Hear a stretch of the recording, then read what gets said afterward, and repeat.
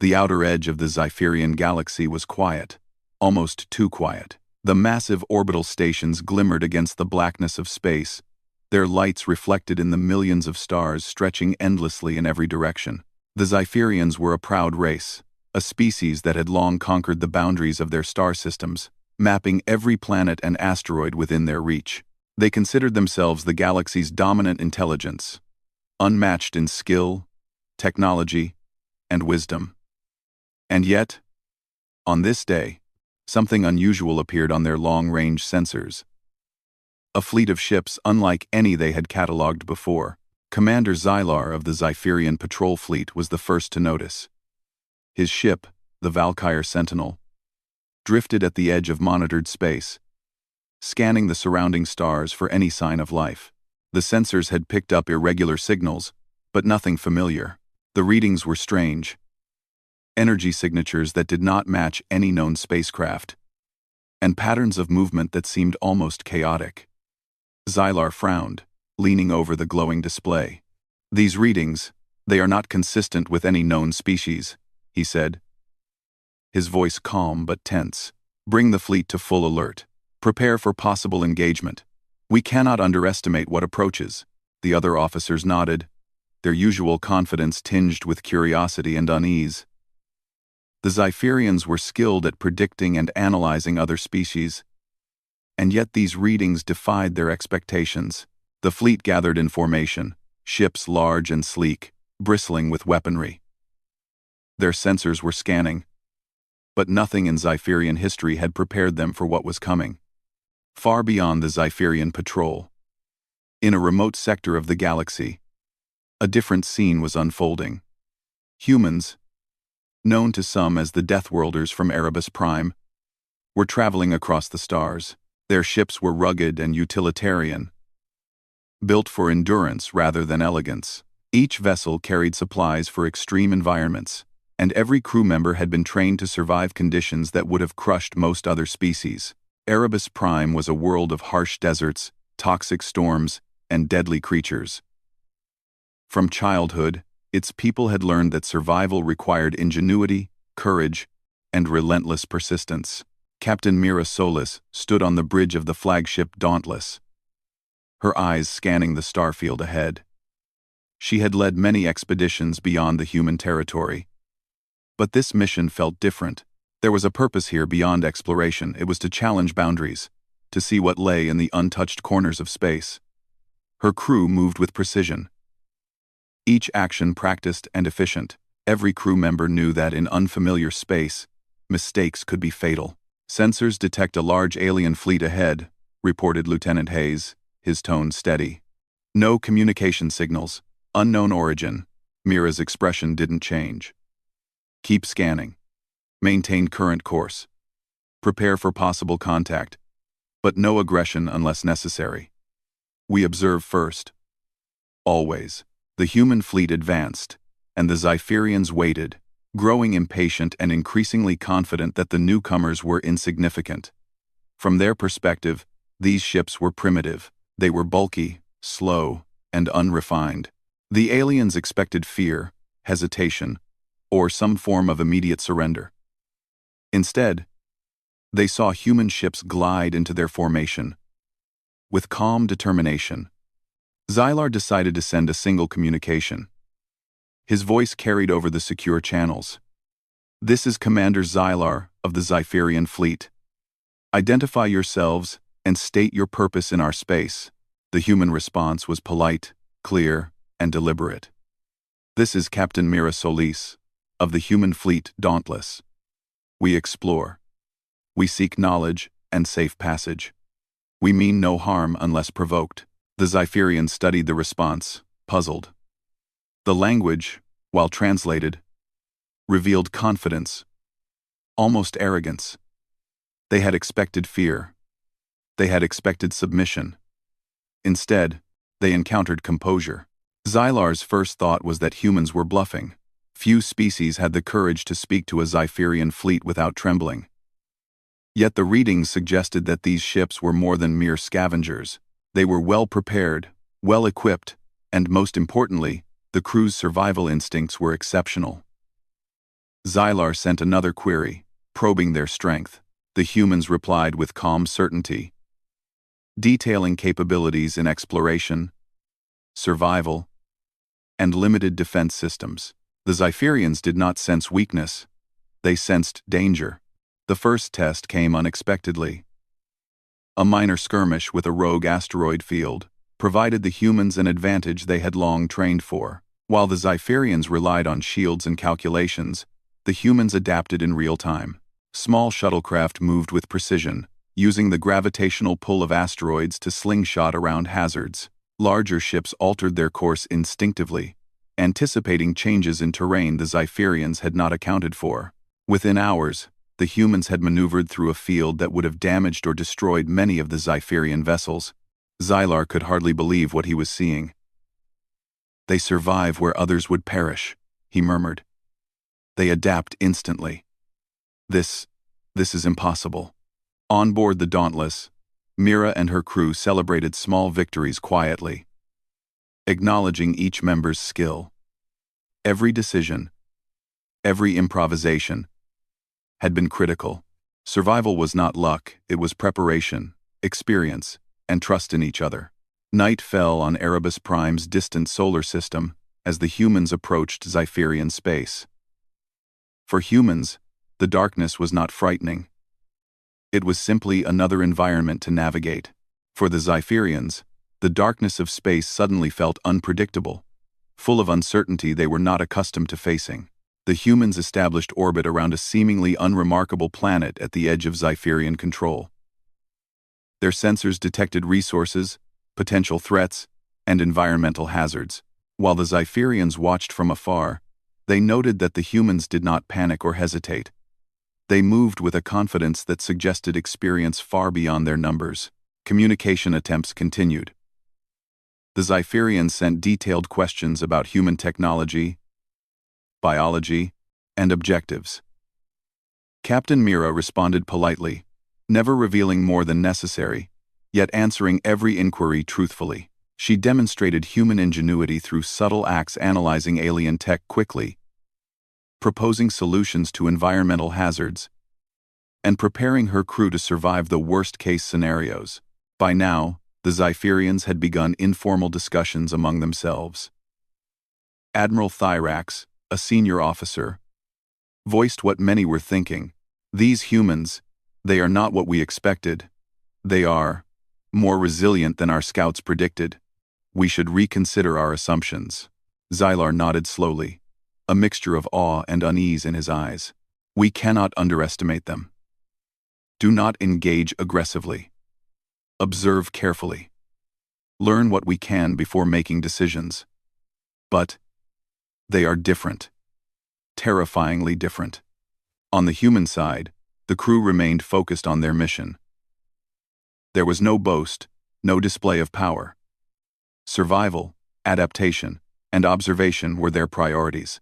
They explored the planet, assessed potential resources, and prepared for whatever the Xipherians might attempt. Every human knew that, in the vastness of space, danger could come from any direction, and underestimating it could be fatal. The first day of contact ended with little more than mutual observation. Yet in those hours, both species had learned critical lessons. The humans had shown calm intelligence, adaptability, and endurance. The Xipherians had begun to understand that this was no ordinary species they faced. By the second day, subtle tensions had developed. Xipherians began to debate whether these humans should be contained, avoided, or studied further. Humans, in turn, continued their careful exploration, noting anomalies in Xipherian behavior and strategizing ways to stay ahead without causing unnecessary conflict. As the stars shifted and new systems came into view, Captain Mira gathered her crew. "We are in unknown space. We do not seek war, but we will survive. We will adapt. That is what we do. Trust in your training. Trust in each other. Nothing else matters." Her words resonated through the human fleet, instilling a quiet confidence that contrasted sharply with the Xipherians' growing unease. For the first time, the aliens realized that this was not a species to underestimate, negotiate with lightly, or intimidate. Humanity was coming, and they were unlike any force the galaxy had ever encountered. By the time the Xipherians retreated to observe from a safe distance, the humans had established themselves on the planet, conducting surveys, repairing equipment, and preparing for the next phase of exploration. Their presence was calm but formidable. In the vast blackness of space, the Deathworlders had arrived. And though the Xipherians did not yet know it, the galaxy was about to learn what it truly meant to encounter humanity. The humans were adaptable, relentless, and fearless. In a universe full of superior technology, political intrigue, and interstellar empires, the greatest force might be something far simpler: human courage, ingenuity, and the will to survive against all odds. The stars shone silently above both fleets, indifferent to the conflicts and alliances of smaller beings. But for the humans and the Xipherians, everything had changed. The first moves had been made, and the next steps would define not only their encounters but the future of entire systems. And somewhere deep within the Xipherian command, the thought formed slowly, painfully, but unmistakably: we have no idea who we are dealing with. The following days were tense. The Xipherians observed from their distant positions, their eyes and sensors tracking the human fleet with a mixture of curiosity and unease. Every movement the humans made was precise, deliberate, and unexpectedly clever. The aliens expected confusion, hesitation, or mistakes from being so far from their home systems. Instead, they saw humans moving as though they were in their own backyard, fully confident even in an environment that was utterly alien. On the planet they had claimed for temporary exploration, the Deathworlders were busy. They had established a small base near a river of liquid metals that ran through jagged rock formations. While it looked barren and inhospitable to most species, humans saw opportunity. They set up energy collectors, created portable shelters, and adapted to the toxic atmosphere using filters and suits that were simple but incredibly effective. They moved with a quiet efficiency, each person contributing without argument or hesitation. Captain Mira Solis walked among them, observing, guiding, and occasionally stepping in where her experience made the difference. "Remember," she said to the crew, "we are guests here, but we will survive. If the Xipherians want to make contact, we meet them on our terms. If not, we continue." Lieutenant Hayes approached with data tablets in hand. Sensors detect movement in the nearby valleys. Small scouting parties. Likely Xipherian drones. They are probing, but they don't know we are aware of them. Mira's eyes narrowed. "Good. Let them watch. Let them learn. But make sure we are always ready. No surprises. No mistakes. That is how we survive." The Xipherians were not idle. They were analyzing every human action, trying to understand the species that had arrived unannounced in their space. Reports flooded the Xipherian command. Humans had improvised shelters, repaired damaged equipment in ways that defied their technology, and moved with a coordination the Xipherians found difficult to explain. Admiral Thyrax was growing increasingly frustrated. "They are adapting faster than we can predict," he said, pacing before the holographic display of the human fleet. "Every tactic we observe, every move we plan, they respond to it perfectly. It is as if they anticipate our actions. Perhaps," Commander Xylar suggested cautiously, "they are not simply reacting. Perhaps their instincts are honed for survival in ways we cannot comprehend. They are not like any species we have encountered." Thyrax stopped, his long limbs stiffening. "Then we must be careful. This is no longer a matter of curiosity. We cannot underestimate them. Not even for a moment." Meanwhile, on the planet, the humans continued their exploration. They were careful, yet fearless. Small teams were dispatched to collect samples, test the environment, and repair equipment that had been damaged during their descent. Every action was a test, not just of the planet, but of themselves. Survival was instinct, not an afterthought. Suddenly, one of the exploration teams encountered a natural hazard, a sudden storm of acidic winds whipping across the metallic riverbeds. Other species might have panicked, retreating or waiting for aid. The humans, however, had trained for environments far worse. They worked quickly to secure equipment, shelter themselves, and even turn the storm to their advantage. They used the wind patterns to propel small drones for data collection and leveraged the storm's energy to recharge their systems. When they returned to the base, Captain Mira smiled at the reports. "We adapt. That is our strength. The storm is temporary. We are not." That same day, the Xipherians decided to test the humans more directly. A small fleet of agile reconnaissance ships moved closer to the human outpost, attempting to gauge their defenses. From the Xipherian perspective, this was a simple exercise, a chance to measure technology against what they assumed was a weaker species. The humans, however, were ready. Sensors had already detected the approach of the alien ships. Without hesitation, they activated decoy systems, camouflage techniques, and improvised traps using the local terrain. The Xipherians found themselves struggling against strategies they could not anticipate, their sleek ships bouncing harmlessly off invisible barriers and misled by unexpected diversions. Lieutenant Hayes laughed quietly as he watched the display. "They think this will intimidate us," he said. "They have no idea what they are up against." "Odors," Mira nodded, her calm demeanor never breaking. "Good. Let them learn. But never underestimate them. Always be ready for anything." As the day progressed, the humans showed another advantage: cooperation. While the Xipherians relied heavily on advanced algorithms and rigid command chains, the human teams communicated freely, improvising solutions together in real time. They combined observation, experience, and instinct to overcome obstacles that would have defeated most organized fleets. It became clear that the Xipherians had misjudged the humans entirely. The aliens had assumed that strength was measured in weapons, fleet size, and technological complexity. Humans proved that resilience, adaptability, and intelligence were just as critical, if not more so. Admiral Thyrax convened an emergency meeting with his council. "We cannot engage them directly," he admitted. "We lack understanding. Every action we take, they counter in ways we cannot predict.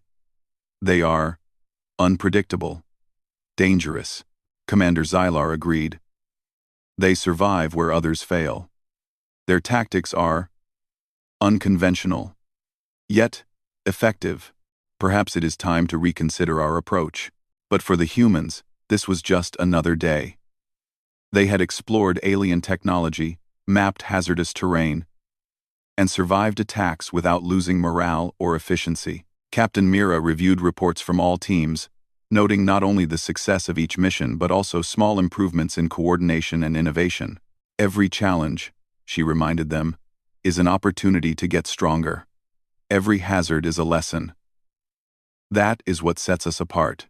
Night fell across the jagged metallic landscape. The alien drones retreated, having failed to intimidate or surprise the humans. Fires burned in the human base, small yet controlled, providing warmth and light in the harsh alien night.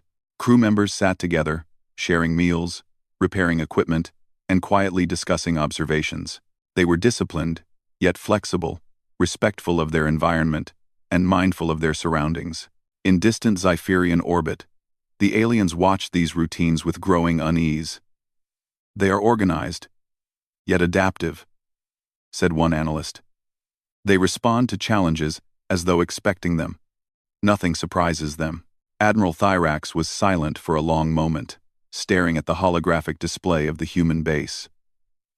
Then he spoke, voice low and tense.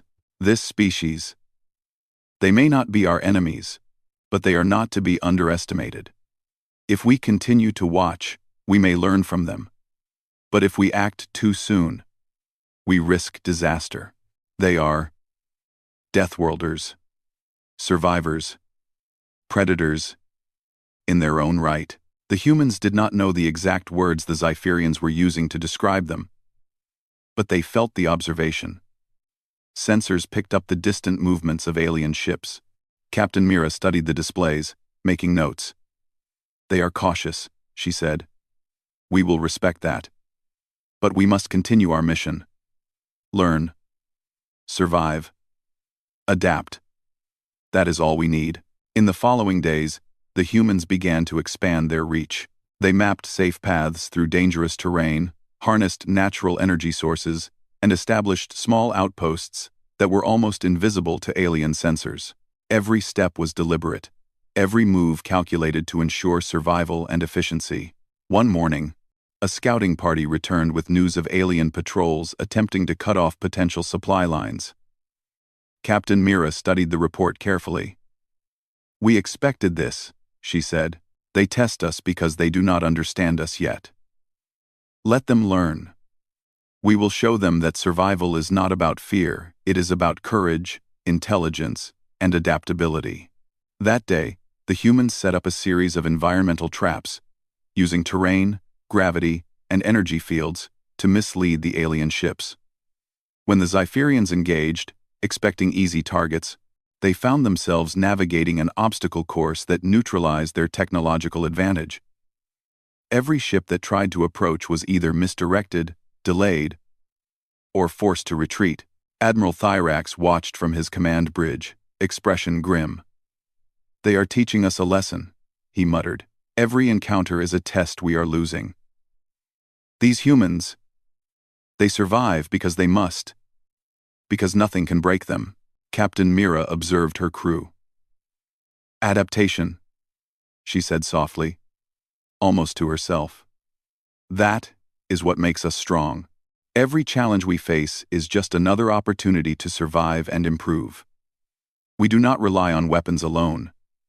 We rely on ourselves, on each other." By the end of the second week, it was clear that the humans had established dominance not through sheer firepower, but through mastery of survival, ingenuity, and teamwork. The Xipherians realized that the humans were not merely explorers.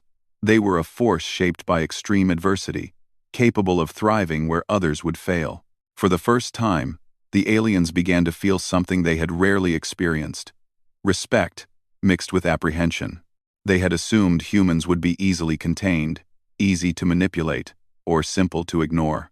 Instead, they had encountered beings who thought in ways that were unfamiliar, moved in ways that were unpredictable, and survived where no other species could.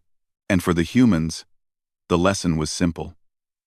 Adaptation, cooperation, and courage were stronger than any fleet, any weapon, or any alien empire. They would continue to explore, to survive, and to prove that even in the most dangerous corners of the galaxy, humanity could endure. Captain Mira stood on the bridge of the Dauntless, watching the stars stretch into infinity. The humans were ready for anything the Xipherians might try. And in that quiet moment, she understood something fundamental. The galaxy would soon learn that survival was not about power alone. It was about the will, the mind, and the courage to face the impossible. And humanity, as always, was ready. The humans had settled into a rhythm, their small base thriving in an environment that would have defeated most species. Every day brought new challenges, from violent storms to unpredictable terrain, and yet they adapted with remarkable precision. Captain Mira Solis knew that survival was not only about facing immediate threats, but also about preparing for the unseen. On the third week of their mission, the Xipherians made their first real move. A fleet of warships approached the human base under the guise of a routine patrol. But the humans knew better. Their sensors picked up the energy signatures long before the ships were visible to the naked eye. The humans did not panic. Instead, they began implementing strategies they had trained for in simulations, now tested for real. Lieutenant Hayes reported quietly, "Multiple enemy vessels detected. They are deploying in attack formation, but their tactics are standard. They assume we will respond predictably." Mira nodded. "Then let's be unpredictable. Prepare the teams. Use the environment. Every rock, every ridge, every storm is ours to command." The human fleet moved into defensive positions, not by forming a static line, but by dispersing across the terrain in small, flexible units. Each group was equipped with portable shields, sensor disruptors, and environmental traps designed to confuse and misdirect the enemy. They had studied the Xipherians' technology and patterns carefully, noting weaknesses and anticipating predictable movements. From orbit, the Xipherians watched confidently. "These humans are clever," Admiral Thyrax said. "But cleverness cannot replace firepower. We will crush them quickly." Xylar's expression remained cautious. "Perhaps not quickly. But I agree they are outnumbered. Our attack should succeed." The first clash began when Xipherian warships descended into the planet's atmosphere, aiming for a direct strike on the human base. The humans responded immediately, activating decoys and electronic interference devices. The Xipherians were surprised when their precise weapons were diverted harmlessly into the rocky terrain, and many drones were forced to retreat or crash. Mira watched the displays calmly. "Keep them moving. Divide and disorient. They are strong, but they cannot adapt as fast as we can." Small human teams moved across the battlefield, not attacking directly but setting up traps using the natural terrain. Acidic pools, unstable rock formations, and narrow canyons became obstacles that disrupted the alien formations. When the Xipherians attempted to concentrate fire on human positions, they found themselves misled by illusions, forced into choke points, and slowed by environmental hazards. Lieutenant Hayes reported a success. "Ship down." They miscalculated the canyon entrance. Their weapons overheated. Another forced retreat. "Aware. Aware. Aware. Aware. Aware." Mira smiled slightly. "Good. Every mistake they make is a lesson for them and a victory for us. Remember, we survive not because of strength alone, but because we adapt." The Xipherians regrouped, sending faster ships to flank the humans. They expected to corner them easily, but the humans had anticipated this. Using portable energy fields and gravity manipulation devices, they redirected the faster ships, causing confusion in the alien ranks. What the Xipherians had assumed would be a simple maneuver turned into chaos. On the ground, the humans moved with precision, setting ambushes and securing high points that gave them a strategic advantage. They were not reckless. Every decision was calculated. Every action purposeful. When Xipherian soldiers attempted to land and engage them directly, the humans used the environment and improvised devices to force retreats without casualties. From the alien command, voices were tense. "They survive where they should fall," Thyrax said. "Their endurance is incredible. Their strategy, unpredictable." "How can this be?" Xylar's tone was quieter, thoughtful. "They are survivors, Admiral. Every challenge, every danger has prepared them for this. We cannot rely on numbers and technology alone. They think differently. We must learn before we act further." The battle continued through the day. The humans demonstrated not just adaptability but teamwork. Individuals communicated fluidly, improvising as the situation changed. One team redirected a small Xipherian squad into a canyon, where another team had set up a magnetic trap, immobilizing their ships. Another group used gravity fields to pull enemy drones into a storm, where electrical discharges disabled them. Every move was a combination of intelligence, instinct, and experience with extreme environments. By nightfall, the humans had survived the Xipherian assault with minimal losses. They regrouped at their base, assessing damage and repairing equipment. Captain Mira addressed her crew. "Today, we proved something important. Strength is not always measured in weapons or numbers. It is measured in courage, intelligence, and the ability to face what others cannot. Remember this: every day we survive, we grow stronger." The Xipherians, meanwhile, were shaken. Reports flooded the command center, detailing every setback and unexpected maneuver. For the first time, the aliens began to understand that these humans were not to be dismissed. Every action taken by the humans reflected training honed over generations on harsh worlds. Every countermeasure, every improvisation, was evidence of a species that thrived under conditions that would have destroyed others. Admiral Thyrax convened a council meeting. "We cannot underestimate them. We assumed their technology was inferior, their tactics primitive. That assumption is wrong. They are cunning, adaptive, and relentless. We must reconsider our strategy. Direct confrontation may lead to disaster, Xylar added. We have watched their behavior for days. Their decisions are logical, yet unconventional. Their response to danger is immediate, yet coordinated. They survive where others fail. They are remarkable. Back at the human base, Captain Mira considered the next steps. The Zypherians will test us again, she said. We must be ready. But we also have an opportunity. Every encounter teaches us more about them and ourselves. Use these lessons. We are not here to conquer, but to survive and explore. Let that guide your actions. The humans spent the following days reinforcing their base, not with walls or fortifications, but by mastering the environment. They established supply routes through narrow canyons, created decoy installations to mislead sensors, and positioned observation posts in locations the Zypherians could not detect. They moved with a quiet confidence that unnerved even the most experienced alien officers observing from orbit. When the Zypherians attempted another strike, the humans were ready. They engaged the alien fleet in a series of skirmishes designed to delay, confuse, and teach lessons without risking lives unnecessarily. Using small, agile ships and ground teams, they forced the aliens to retreat repeatedly.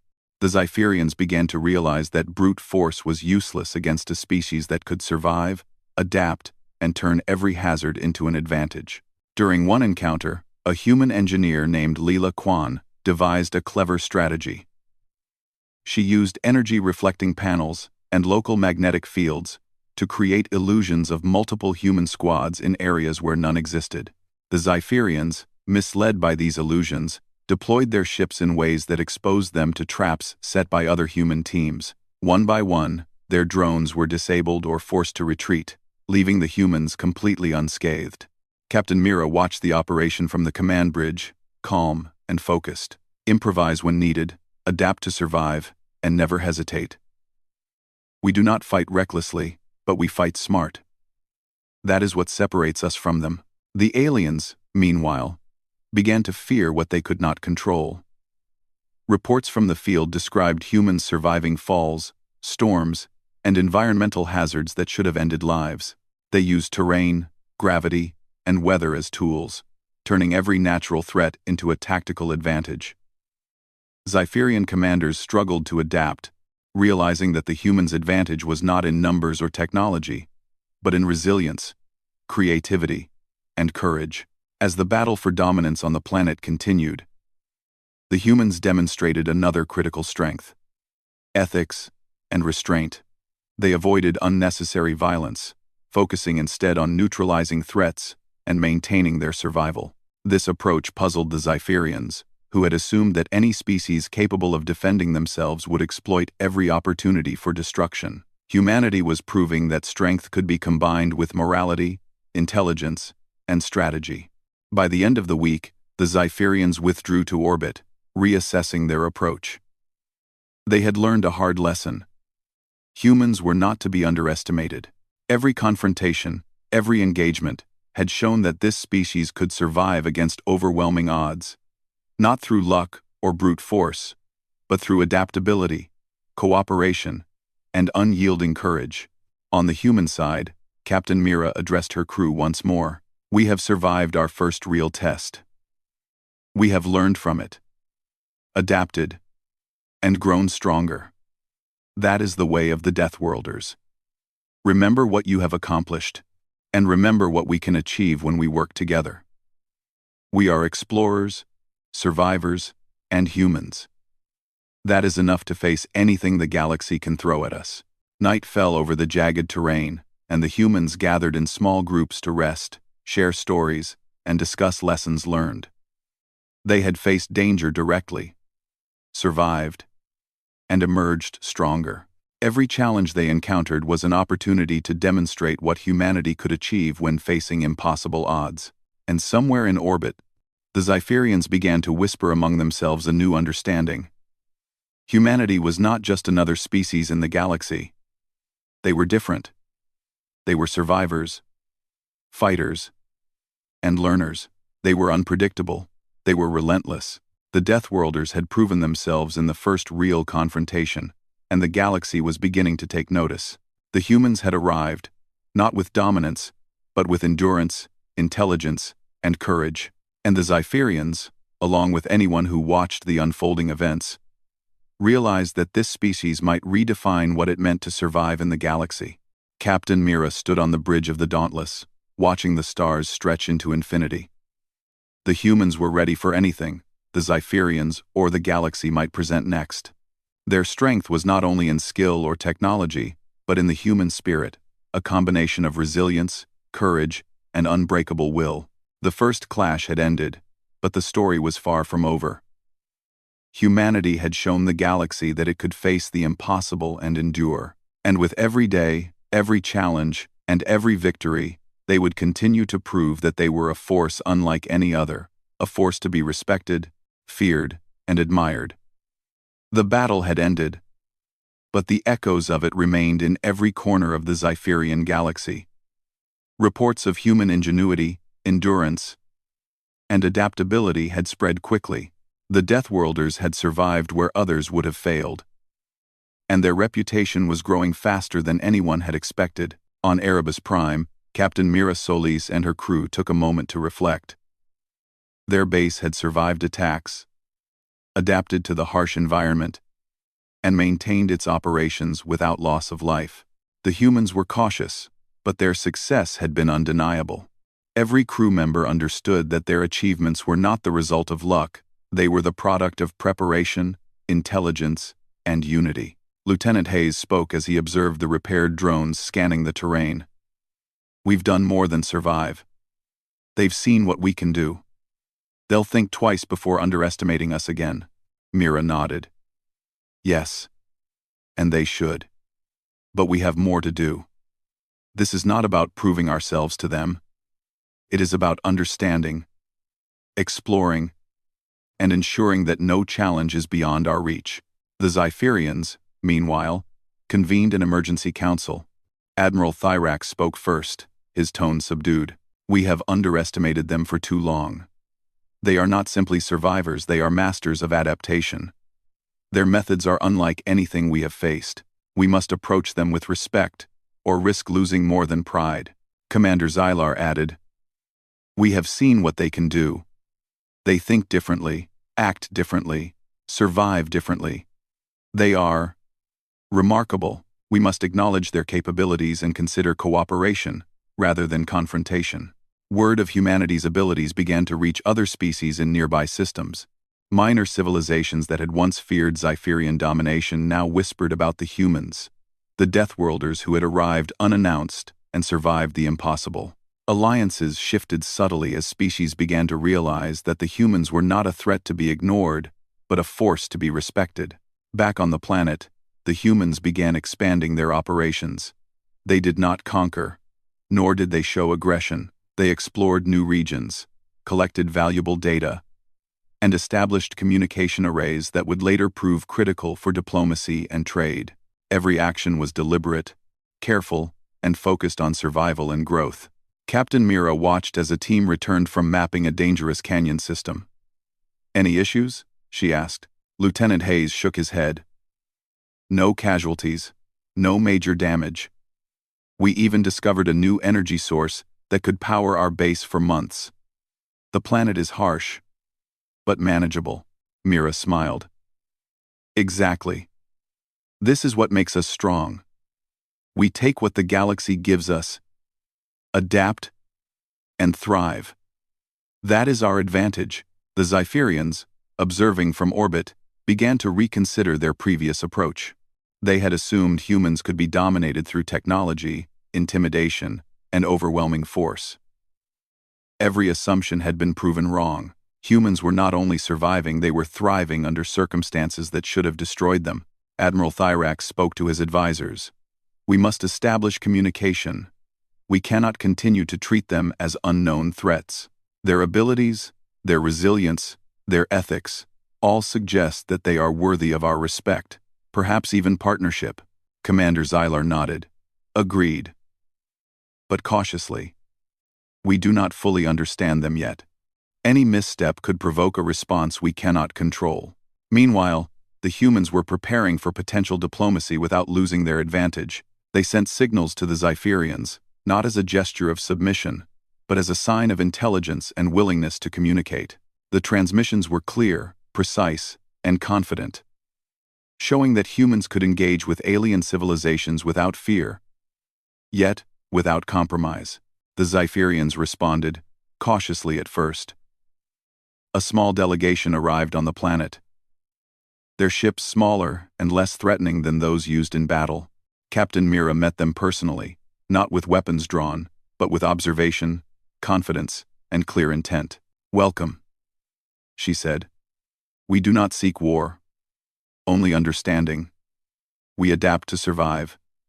That is our nature. If we can coexist, we will. If challenged, we will endure." The Xipherian leader, a tall, blue-skinned officer named Thryon, regarded her carefully. "You are unlike any species we have encountered. You survived where others would have perished, and you did so with precision, intelligence, and restraint. We have underestimated you, and for that, we apologize." Mira nodded, her expression calm. "Respect is mutual. We have proven ourselves, not to dominate, but to survive and explore. That is all any species can do in a universe this vast." Over the following weeks, a tentative alliance formed.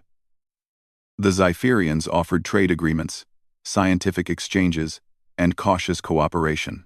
The humans accepted only what was necessary for survival and exploration, maintaining their independence and demonstrating a balance between strength and diplomacy. Stories of the humans spread beyond Xipherian space. Other species who had observed the events realized that humanity was different. They were not merely explorers or soldiers, they were survivors, thinkers, and innovators. The Deathworlders became a symbol of what it meant to endure in a galaxy that often demanded more than most could provide. Captain Mira and her crew continued their work, setting up new research stations and exploring regions of the planet that were previously thought uninhabitable. They mapped toxic valleys, crossed deadly rivers, and scaled jagged cliffs. Every member of the team contributed their skills, improvising solutions when equipment failed, and finding new ways to survive in extreme conditions. The Xipherians watched in fascination. What they had assumed was primitive survival instinct proved to be intelligent strategy, teamwork, and foresight. Humanity did not merely survive by chance, they survived by design, by choice, and by courage. One evening, as the twin moons rose over the jagged terrain, Captain Mira addressed her crew. "We have come far, but our journey is just beginning. The galaxy is vast, filled with danger, opportunity, and unknown challenges. Our strength lies not in weapons or numbers, but in our ability to think, adapt, and endure. Remember that, wherever we go, we carry the spirit of survival, innovation, and humanity." The crew listened quietly, absorbing the weight of her words. Each one understood that they were part of something larger than themselves. They were the first of their kind to venture into a galaxy full of unknown civilizations, and their actions would shape how humanity was seen for generations to come. The Xipherians, too, began to change. They studied the humans not as enemies, but as teachers of a kind. They began to adopt some human techniques, from tactical adaptability to environmental awareness. Even their scientists expressed admiration for the humans' ability to make the harshest environments manageable.